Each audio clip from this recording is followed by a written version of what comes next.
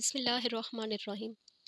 Rabbi इश्रह ली सदरी वयस्सिर ली अमरी वहलुल उक़्दतम मिन लिसानी यफ़क़हू क़ौली। आज हम सूरतुल फ़ील की तफ़सीर शुरू करने वाले हैं, जिसको शुरू करने से पहले आप सबसे एक रिक्वेस्ट करूँगी कि सिर्फ आपने इसको सुनना नहीं है। बाज़ ऐसी चीज़ें हैं जो इंतहाई अहमियत की हामिल होती हैं, जैसे कुछ ग्रामेटिकल पॉइंट्स, जैसे कुछ वर्ड्स के मीनिंग्स, क्योंकि जैसे हम उर्दू में करते हैं ना वर्ड्स मीनिंग, अरबी में थोड़ा सा अंदाज़ मुख्तलिफ है। तो जब आपने ये सारी चीज़ें सुननी हैं तो आपने अपना मुसहफ़, अपना पारा, जहाँ से भी आप पढ़ रही हैं उसको पकड़ना है, पेंसिल को लेना है और नीट वे में उसके ऊपर लिखना स्टार्ट करना है। और फिर मैंने एक कम्युनिटी कल ही बनाई है, द जन्ना जर्नी विद मिरहा के नाम से। मैंने सोचा है कि हर इंसान का होमवर्क, यानी जो आपका कुरान के ऊपर किया गया काम होगा, वो उसके अंदर शेयर किया जाएगा। शुरू करते हैं। बिस्मिल्लाहिर्रहमानिर्रहीम। सूरतुल फ़ील। सूरतुल फ़ील मक्की सूरा है। इसमें 20 कलिमात हैं और 96 हुरूफ हैं। सूरतुल फ़ील के जो वाक़या फ़ील है इसके अंदर दर्ज, उसके 50 साल के बाद नबी पाक सल्लल्लाहु अलैहि वसल्लम की विलादत हुई। इसके अंदर जो वाक़या बयान किया गया है उसके बारे में थोड़ी सी बात करते हैं कि दरअसल ये हाथी वाले कौन थे और ये क्या वाक़या है जो कुरान में बयान किया गया है। अगर हम यमन की बात करें तो यमन में अहले हबशा की ईसाई हुकूमत चल रही थी। उन्होंने एक गवर्नर मुतय्यन किया था। अब्राहा ने क्या किया? अब्राहा ने उस गवर्नर का कत्ल करके उस गवर्नर की पोस्ट को खुद संभाल लिया और बादशाह से रिक्वेस्ट की कि जैसे वो आपके ताबेदारी में था वैसे ही मैं भी रहूँगा।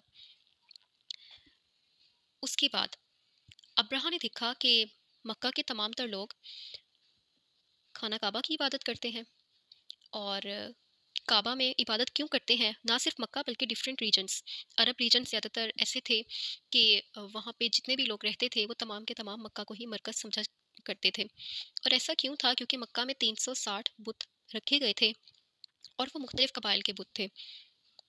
अब्राहा ने सनआ के अंदर एक कलीसा, एक काफ़ी बड़ा गिरजाघर तामीर किया और उसने चाहा कि अब लोग यहाँ पे आएँ, इबादत करें, हज उम्रा जैसे काबा में किया जाता है वैसे यहाँ पे अदा करें, यानी इस घर का तवाफ़ हो, इस घर को मज़ीद फ़ोक़ियत अहमियत दी जाए।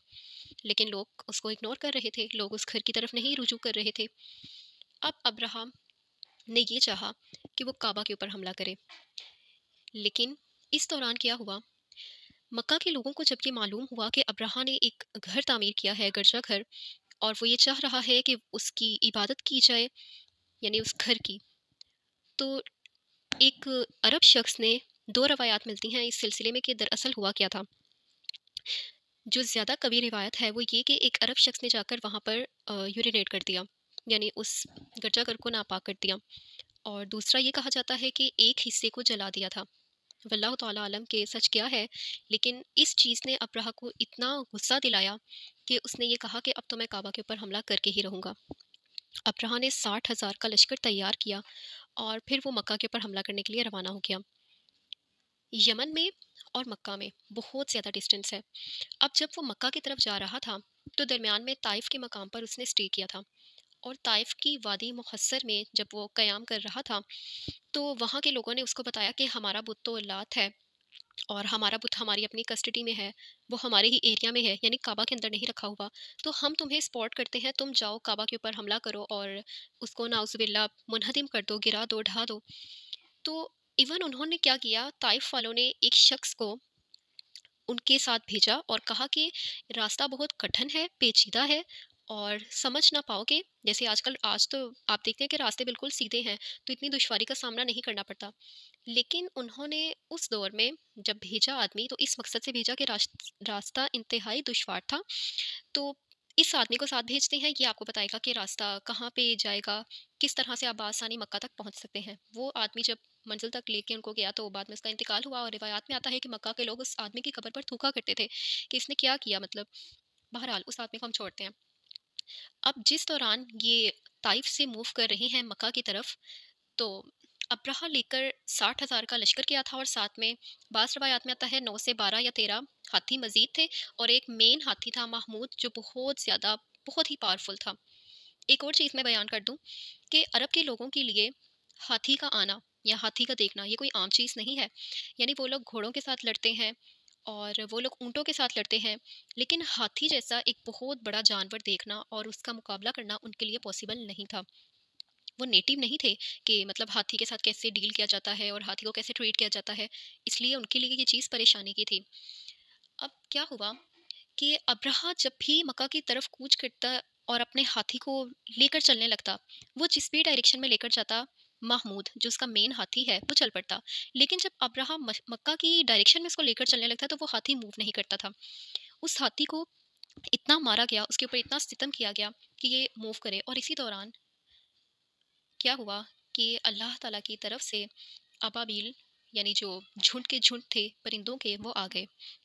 اللہ تعالیٰ نے بے شمار پرندے بھیجے، اور ہر پرندے کی چونچ میں ایک اور پنجوں میں ایک ایک پتھر تھا، کنکریاں جسے آپ کہہ لیں، یعنی ہر پرندے کے پاس 3 کنکریاں تھیں، اور وہ کنکریاں اتنی پاورفل تھیں، اتنی پاورفل تھیں کہ جب وہ کسی انسان کو، یعنی 60,000 کا لشکر تھا، تو کسی کو آ کر لگتی تھی تو وہ اس کے جسم کو جہاں پہ لگا کرتی تھی وہاں سے گوشت جھڑ جاتا تھا۔ اتنی تکلیف کا عالم تھا، ایسے لگتا تھا طاعون کی وبا پھیلی ہے۔ دراصل نہیں تھا، لیکن ایسی وہاں کی حالت ہو گئی تھی کہ لگتا تھا طاعون کی وبا پھیلی ہے اور وہ لوگ مر گئے۔ اور ابرہا نے کیا کیا، ابرہا نے جب یہ ساری حالت دکھی تو وہ اس بے چینی کی حالت میں فوری طور پہ واپس گیا کہ میں یہاں سے موو کر جاؤں، لیکن جب وہ اپنے ایریا میں پہنچا، یعنی یمن تک جب وہ پہنچا ہے، صنعا کے مقام پر جہاں اس نے گرجا گھر تعمیر کیا تھا، تو اس کی حالت بھی اتنی خراب ہو چکی تھی کنکریاں کھا کے کہ اس کی ڈیتھ اپنے ایریا میں ہوئی اور وہ لوگوں کے لیے عبرت کا سامان بن گیا، اور اس طرح سے اللہ تعالیٰ نے اپنے گھر کو پروٹیکٹ کیا۔ یہ تو ہے واقعہ فیل، لیکن میں آپ کو ایک اور چیز بتانا چاہتی ہوں کہ ابرہا کے مکہ پر حملہ کرنے کی صرف یہ وجہ نہیں تھی کہ اس نے ایک گھر تعمیر کیا اور اس نے چاہا کہ اس گھر کی عبادت کی جائے، بلکہ اس کی اور بھی وجوہات تھیں، جن میں سے ایک کیا تھی، although کہ ہم نے اس کی ڈیٹیل اسٹڈی کل کرنی ہے، لیکن وہ ایک وجہ یہ تھی کہ مکہ ایک تجارتی مرکز تھا، اور مکہ کے جو لوگ تھے جب وہ سفر کیا کرتے تھے تو وہ شام سے یمن، یمن سے شام بآسانی سردیوں میں گرمیوں میں سفر کر لیا کرتے تھے، ان کے اوپر کوئی بھی روک تھام نہیں تھی۔ دوسرے قبائل کے لوگ جب سفر کیا کرتے تھے تو انہیں معلوم تھا کہ راستے میں کئی قبیلے موجود ہیں جو ہمیں لوٹ سکتے ہیں، یعنی ان کو معلوم تھا ہمیں لوٹا جا سکتا ہے، لیکن عرب کے لوگ سیکیور تھے، انہیں پتا تھا کہ کوئی بھی ان کو نہیں لوٹے گا۔ اور کیوں نہیں لوٹے گا؟ کیونکہ عرب کے لوگوں کے پاس کعبہ میں ان کے بت تھے، بت پڑے ہوئے تھے۔ اگر کوئی بھی قبیلہ ان کی لوٹ مار کر لیتا، ان کا مال لوٹ لیتا، ان کو جانی نقصان پہنچاتا، تو وہ کیا کرتے، وہ صرف یہ پتہ لگواتے کہ یہ آدمی جو ہے یہ کس قبیلے کا ہے، اور پھر وہ اس قبیلے کے بت کو ڈیمیج کرتے، اس قبیلے کے بت کو وہاں سے نکال دیتے، اور چونکہ وہ ان کے لیے خدا کا درجہ رکھتے تھے تو یہ ان کے لیے انتہائی تکلیف دہ اور اذیت ناک مقام تھا، لہٰذا عرب کے لوگوں کو تجارت کے معاملے میں کسی طرح کا کوئی بھی جو مسئلہ تھا وہ درپیش نہیں تھا۔ لیکن اب ہم تھوڑا سا پیچھے جاتے ہیں، نبی پاک صلی اللہ علیہ وآلہ وسلم کی پیدائش ہوئی ہے 570 اے ڈی میں، اور 450 اے ڈی کی اگر ہم بات کریں، یعنی عیسیٰ علیہ السلام کی ڈیتھ کے 450 سال بعد کی بات ہے، کہ یمن تجارتی مرکز تھا، اور یمن کے اندر وہاں کے لوگوں نے ایک ایسا بند تعمیر کیا تھا جو تجارت کے لیے بڑا ہی اہم تھا۔ یعنی یہ اس زمانے کی بات ہے کہ ترقی کرنا اور آگے بڑھنا اور شاہراہ تعمیر کرنا، بند بنانا، ڈیمز بنانا، یہ بہت بہت بہت کم جگہوں پہ تھے۔ یمن کی سویلائزیشن دنیا کی قدیم ترین تہذیبوں میں سے ایک ہے۔ ان لوگوں نے بند تعمیر کیا تھا اور وہ تجارت کے لیے اس بند کو یوز کیا کرتے تھے، لیکن کیا ہوا کہ وہ بند ٹوٹ گیا۔ اس بند کے ٹوٹنے سے یمن کی زراعت اور تجارت دونوں بری طرح سے ڈسٹروئے ہوئی، اور اس کے بعد یہ تمام تر کام ہوا ہے 500 میں، یعنی 500 بی سی میں۔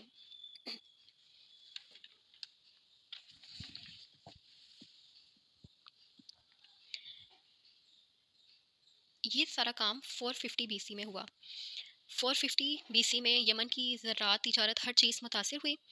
اب اسی دوران ایک شخص سے میں آپ کو انٹروڈیوس کرواتی ہوں جو ہے قصی ابن کلاب۔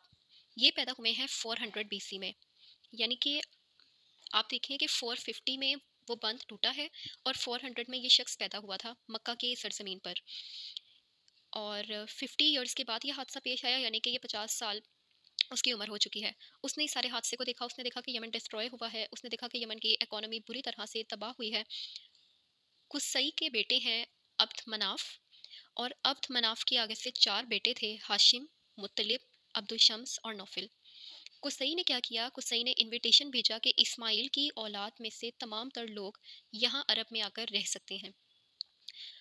और अब्द मनाफ जो उनके बेटे हैं, उन्होंने अपने चारों बेटों को डिफरेंट रीजन्स में भेजा। जब हमने तिजारत करनी है, जैसे आप लोगों को पता होगा कि जब हम किसी मुल्क के एयर रूट्स को, हवाई रास्तों को इस्तेमाल करते हैं, तो हम पहले परमिशन लेते हैं कि क्या हम आपके जो एयर रूट्स हैं उनको इस्तेमाल कर सकते हैं।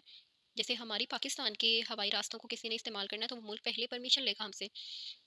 उस ज़माने में जब तिजारत की जानी थी, तो पहले परमिशन लेना पड़ती थी कि क्या हम आपके रास्तों को इस्तेमाल कर सकते हैं। तो अब्द मनाफ ने अपने चारों बेटों को मुख्तलिफ इलाकों में भेजा कि जाओ उनसे तिजारत की इजाज़त ले लो। हाशिम को उन्होंने शाह गुस्सान के पास, मुत्तलिब को यमन के उमरा जो चंद एरियाज बचे थे और वहाँ पे जो उमरा हुकूमत कर रहे थे उनके पास भेजा। अब्दुश अब्दुल शम्स को हबशा की तरफ और नौफिल को इराक और फ़ारस की तरफ भेजा। और इस तरह से क्या हुआ कि परमिशन ले ली, उसके बाद तिजारत शुरू कर दी गई और तिजारती कैपिटल जो था वो मक्का बन गया। यानी यमन से तिजारती कैपिटल अब बना है मक्का। तो जब हम बात करते हैं कि अब्रहा के लश्कर ने मक्का के ऊपर हमला किया, तो हमला क्यों किया? क्योंकि अब्रहा यमनी था और उसको पता था कि ये सारी की सारी जो इकोनॉमिक कैपिटल था वो मेरा मुल्क था। अब वो कैसे बर्दाश्त करता कि एक इकोनॉमिक मरकज़ जो मक्का नहीं था वो अब बन चुका है। और फिर ये कि पॉलिटिकली जो स्टेटस मक्का का था वो यमन का नहीं था। वो ये चाहता था कि पॉलिटिकली और इसके अलावा इकोनॉमिकली जितना भी हाई स्टेटस है वो सारा का सारा यमन को मिल जाए, जैसे कि पास्ट में था। इस मकसद से उसने काबा के ऊपर हमला किया था, लेकिन वो नाकाम हुआ और अल्लाह ताला ने अपने घर को बचा लिया। एक और वाक़या जो मैं ज़िक्र करना चाहूँगी, जब वो मक्का की तरफ जा रहा था, उस दौरान उसने मक्का वालों के कुछ जानवरों को कैद कर लिया, यानी अपने हिरासत में ले लिया, जिनमें 200 ऊँट अब्दुल मुत्तलिब जो नबी पाक सल्लल्लाहु अलैहि वसल्लम के दादा हैं, उनके भी थे। अब्दुल मुत्तलिब उनके पास गए, उनके टेंट में जब वो क़याम कर रहे थे ताइफ वाली वादी में।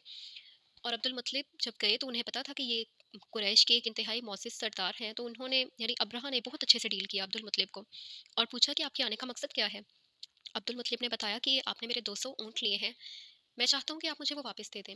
अब्रहा को बहुत हैरत हुई और वो कहने लगा कि मुझे हैरत है कि आप अपने बाप दादा के घर को बचाने की बजाय अपने 200 ऊँटों को लेने आए हैं। यानी मुझे आपकी इस चीज़ पे हैरत हुई है कि आपने मेरे से मांगा भी तो क्या मांगा। अब्दुल मुत्तलिब ने इंतहाई खूबसूरत जवाब दिया, कहते हैं, मैं ऊँटों का मालिक हूँ और मुझे उनकी फ़िक्र है। यानी मुझे ऊँट तो मुझे उनकी फ़िक्र है, मैंने उनकी निगहबानी करनी है। और वो जो उस घर का मालिक है, वो अपने घर की फ़िक्र करते हुए उसके अपने घर को बचा लेगा। और फिर उनको उनके ऊँट दे दिए गए। और फिर तारीख ने देखा कि कैसे अल्लाह ताला ने अपने घर को प्रोटेक्ट किया है। तो ये था थोड़ा-सा तारीखी पस मंज़र। अब चलते हैं प्रॉपर तफ़सीर की तरफ। मुमकिन है कि बहुत से लोगों को इसमें कन्फ्यूजन हुई हो, बहुत से लोगों को भी समझ ना आया हो कि इतना सब हम कैसे एब्ज़ॉर्ब करें, लेकिन 1 से 2 बार आप सुनेंगे तो आपको ये चीज़ क्लियर हो जाएगी। वैसे भी इसमें इतना कुछ मुश्किल नहीं है।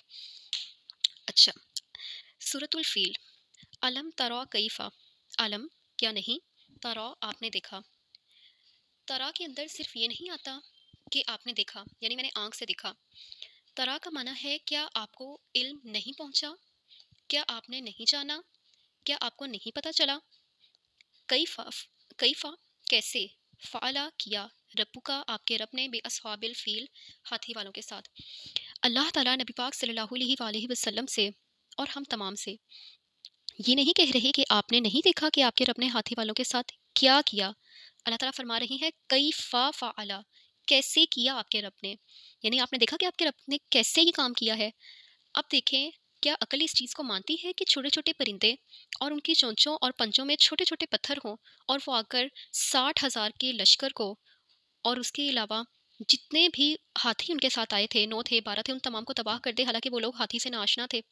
तो अल्लाह ताला फरमाते हैं, क्या आपने नहीं देखा कि आपके रब ने हाथी वालों के साथ कैसे किया? हम हमेशा तर्जुमा करते हैं क्या किया, जबकि लफ्ज़ कैफ़ा होता है कैसे किया। अल्लाह ताला ने कैसे वो काम किया जो उनके साथ हुआ है। अलम यजअल, क्या उसने ट्रांसफॉर्म नहीं कर दिया? क्या उसने नहीं बना दिया?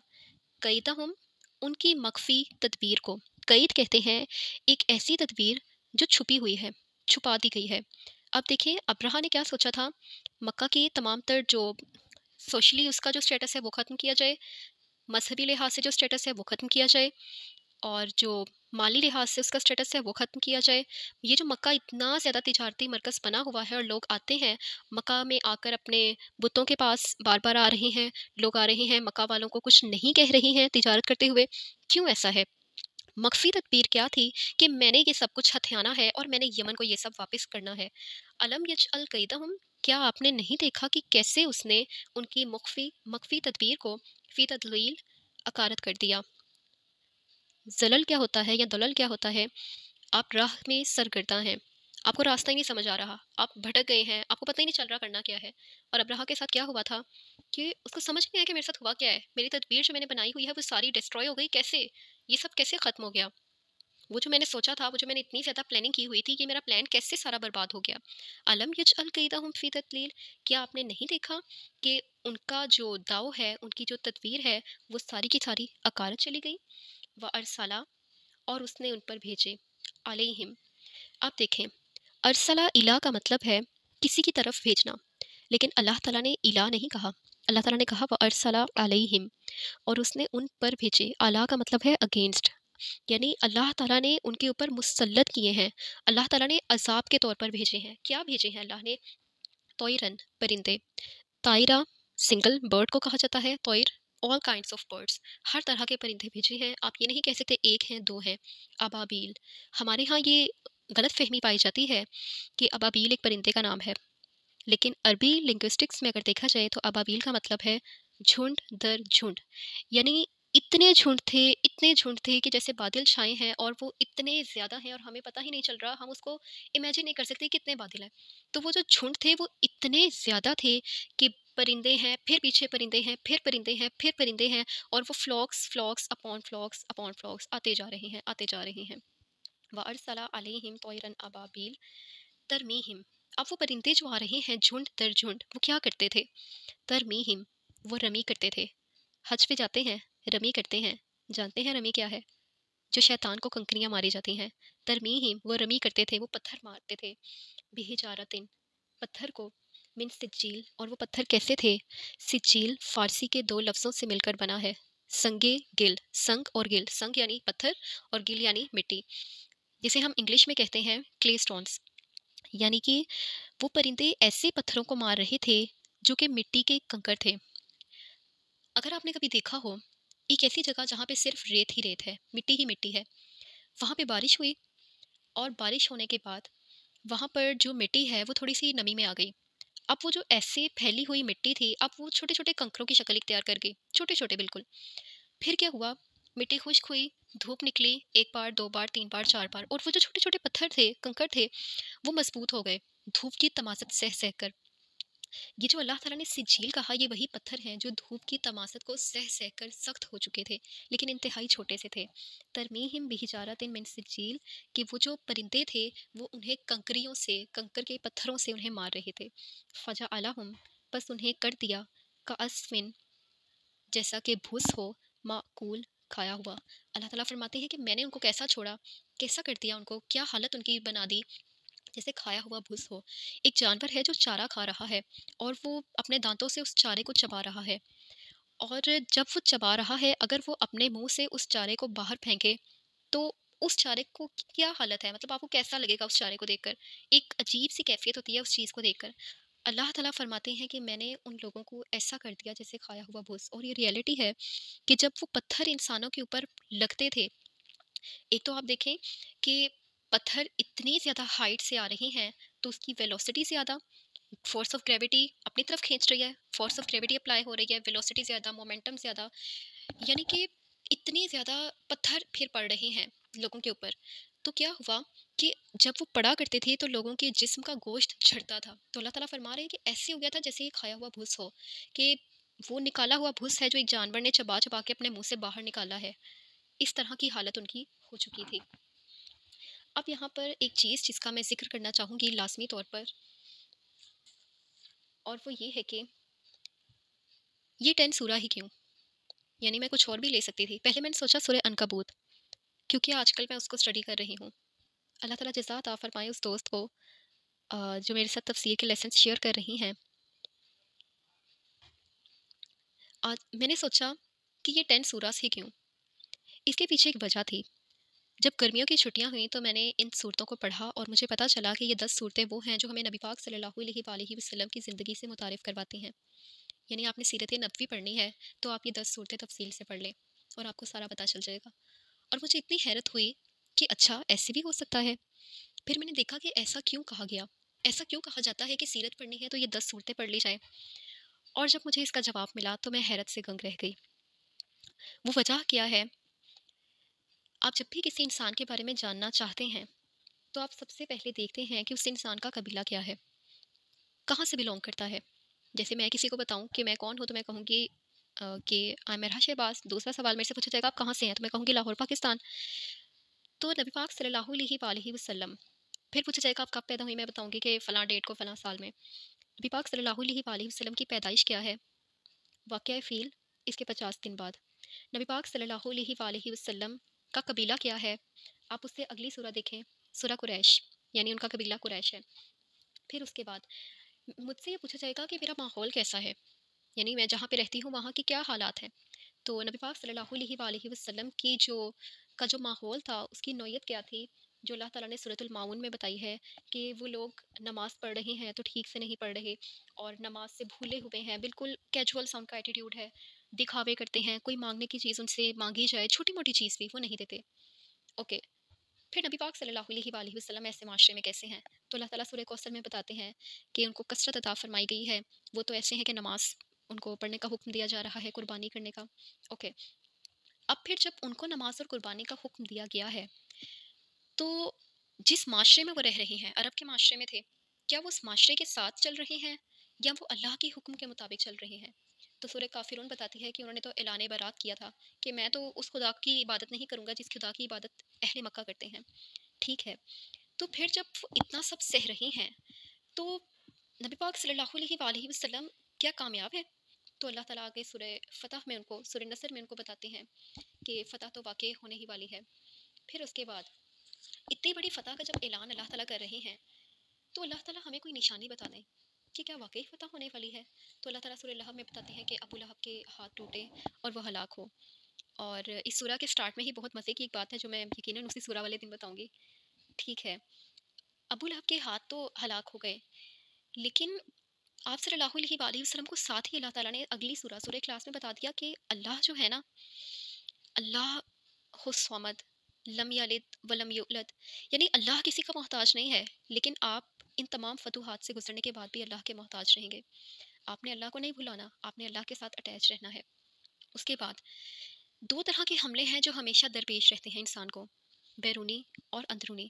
سورۃ الفلق میں اللہ تعالیٰ نے فرمایا کہ جب آپ کو اندر سے کوئی چیز تکلیف پہنچائے، اندر سے آپ کے اوپر حملہ کیا جائے تو آپ کیا کریں گے. اور سورۃ الناس میں بتایا کہ جب باہر سے حملے ہو رہے ہوں اس صورت میں کیا کیا جائے، کون مالک ہے، کس کو بلایا جائے، کس سے دعا کی جائے.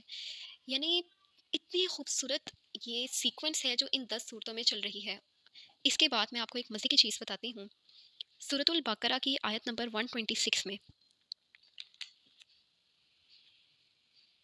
اللہ تعالیٰ فرماتے ہیں، ابراہیم علیہ السلام کی دعا کا ذکر کیا گیا ہے. اللہ تعالیٰ نے ہمیں بتایا ہے، بہت ہی پیاری دعا ہے. جب عرض کی ابراہیم علیہ السلام نے کہ اے میرے رب، اس شہر کو امن والا بنا دے اور اس کے رہنے والوں کو رزق عطا کر. رب اجعل، اے رب بنا دے، ھذا بلدن، یہ مکہ میں دعا کی گئی ہے، اس شہر کو. اور مکہ بھی کون سا مکہ، آج کے دور والا مکہ نہیں، وہ جو بالکل ایسی آبادی ہے کہ وہاں پہ کوئی رہتا نہیں ہے، وہاں پہ کچھ اگتا نہیں ہے، وہاں پہ پانی نہیں ہے. یہ اس شہر کے بارے میں دعا کی گئی. رب اجعل، اے اللہ بنا دیجئے، اے رب بنا دیجئے، ھذا بلدن، اس شہر کو، آمنن، امن والا، ورزق اہلہ، اور اس کے رہنے والوں کو رزق دیجئے، من الثمرات، ثمرات میں سے. آگے بتایا گیا کہ کس کو یہ دیا جائے، یعنی کہ 2 چیزیں انہوں نے مانگی تھیں. امن اور ثمرات کا ہونا کیا شو کرتا ہے کہ پروسپیرٹی ہے، یعنی کھانے کے لیے ہے، بآسانی آپ کوئی بھی چیز لے سکتے ہیں، دے سکتے ہیں. ابراہیم علیہ السلام کی اس دعا کو جو اللہ تعالیٰ نے پورا کیا ہے نا، امن، انہوں نے امن مانگا، اللہ تعالیٰ نے اپنے گھر کو امن دیا. کہاں پہ بیان فرمایا؟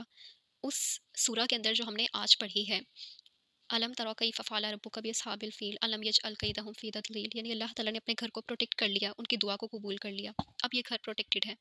دوسری چیز انہوں نے مانگی، اس گھر میں اللہ تعالیٰ پھل ہوں، اس کے رہنے والوں کے پاس پروسپیرٹی ہو، بھوکے نہ ہو۔ سورۃ القریش میں ہمیں کیا بتایا گیا ہے کہ اہل مکہ وہ واحد لوگ تھے جو بآسانی شام جا سکتے تھے، یمن جا سکتے تھے۔ وہ یمن جاتے تو یمن کا سارا سامان لا کر شام میں بیچتے، شام میں جتنا سامان خریدتے وہ سارا یمن میں بیچتے، اور وہ بہت پراسپیرس لینڈ تھا۔ وہ یہاں سے چیزیں خریدتے وہاں پہ بیچتے، وہاں سے خریدتے یہاں پہ بیچتے، یعنی اتنی پراسپیرٹی تھی ان کے پاس کہ جتنا پھل ابراہیم علیہ السلام نے مانگا تھا وہ سارا کا سارا سورہ قریش میں ہے۔ تو سورہ فیل اور سورہ قریش ابراہیم علیہ السلام کی مانگی گئی دعا ہے جو اللہ تعالیٰ نے قبول فرمائی تھی۔ اب ایک مزے کی دعا قرآن میں، مزے کی بات، قرآن میں جو صورتیں ہیں وہ پیئرز کی فارم میں ہوتی ہیں۔ سورہ فیل اور سورہ قریش ایک دوسرے کا پیئر ہے۔ اب اس چیز کو واضح کرنے کے لیے، although کہ مجھے واضح کرنا چاہیے تھا، لیکن واضح کرنے کے لیے میں بہت آسان سی بات بتا دیتی ہوں۔ عبداللہ ابن مسعود سے روایت ہے، وہ ہمیں بیان فرماتے ہیں، عبداللہ ابن مسعود کی یہ عادت تھی کہ جب نماز میں وہ سورہ فیل پڑھا کرتے تو بسم اللہ کے بغیر سورہ قریش سٹارٹ کر دیتے، کیونکہ وہ اس کو ایک ہی سورہ سمجھتے تھے۔ اسی طرح ابی ابن قعب، ان کے پاس ایک اپنا مصحف تھا، ان کے اپنے ہاتھ کا لکھا ہوا، انہوں نے اپنے اس مصحف کے اندر سورۃ الفیل کے بعد جب سورہ قریش لکھی تو بسم اللہ کو ایڈ نہیں کیا۔ یعنی صحابہ کرام کے نزدیک یہ صورتیں اتنی زیادہ انٹرلاکڈ تھیں کہ انہوں نے اس چیز کے اوپر کبھی دیکھا ہی نہیں کہ یہ ایک دوسرے سے جدا ہیں۔ یہ وہ صورتیں ہیں جو آپس میں کنیکٹڈ ہیں۔ ابراہیم علیہ السلام کی دعا ہی کو آپ لے لیجئے جو پروف کے طور پر پیش کی جا سکتی ہے۔ دو چیزیں مانگی، امن خوشحالی، اور اللہ تعالیٰ نے سورہ فیل میں امن اور سورہ قریش میں خوشحالی عطا فرمانے کی جو خوشخبری تھی وہ دے دی۔ اس کے بعد بھی آگے مزے کی کہانی ہے، انہوں نے پھر کہا تھا کہ اے اللہ، ہماری اولاد میں سے، یعنی اسماعیل علیہ السلام ان کے ساتھ تھے جب انہوں نے یہ دعا کی تھی، کہ کوئی ایسا ہو جو کہ اللہ تعالیٰ آپ کے دین کو قائم کرے۔ میں ایگزیکٹ آیت نہیں پڑھی، مفہوم بتا رہی ہوں۔ اور پھر اگلی سورہ دیکھیں، سورہ معون میں قریش کے احوال بتائے، وہ اس قابل نہیں تھے۔ سورہ کوثر میں اللہ تعالیٰ حضور پاک کی بات کر کے بتاتے ہیں کہ ہاں یہ وہ نبی ہے جس کے لیے دعا کی گئی تھی، اس کو میں بھیجتا ہوں کہ اب وہ آ کر دین سکھائے۔ تو یہ جو آخری 10 سورہ ہیں ان میں بے شمار حکمتیں ہیں، ان میں بے شمار حکمت کے موتی ہیں، ان میں بہت گہرائی ہے، ان میں بہت سی چیزیں ہیں سیکھنے کے لیے۔ اللہ تعالیٰ مجھے اور آپ سب کو ان کو صحیح سے سمجھنے، سیکھنے اور ان پر عمل کرنے کی توفیق عطا فرمائے۔ دوبارہ سے ریکویسٹ کروں گی، میری خواہش ہے کہ آپ لوگ اپنے اپنے قرآن پر لکھیں جو چیز آپ کو سمجھ آئی ہے، اور لکھ کر مجھ سے شیئر کریں۔ میں اپنی کمیونٹی میں شیئر کروں گی، وہ کمیونٹی گروپ انتہائی سیف ہے، دا جنہ جرنی ود مرحا۔ اس میں آپ میں سے کسی کے نمبر لیک ہونے کا کوئی خطرہ نہیں ہے، آپ اس کو جوائن کریں، اپنے امیجز کو میرے ساتھ شیئر کریں جو آپ لکھیں گے اور میں وہاں پر سینڈ کروں گی۔ معلوم نہیں میری وجہ سے، معلوم نہیں آپ کی وجہ سے کتنے لوگ شوق سے قرآن کی طرف راغب ہوں اور پھر وہ قرآن سیکھنے کے سفر پر مجھ سے اور آپ سے بھی آگے بڑھ جائیں۔ بارک اللہ لی و لکم فی القرآن الحکیم ونفعنی و ایاکم بالآیات والذکر الحکیم۔ السلام علیکم ورحمۃ اللہ وبرکاتہ۔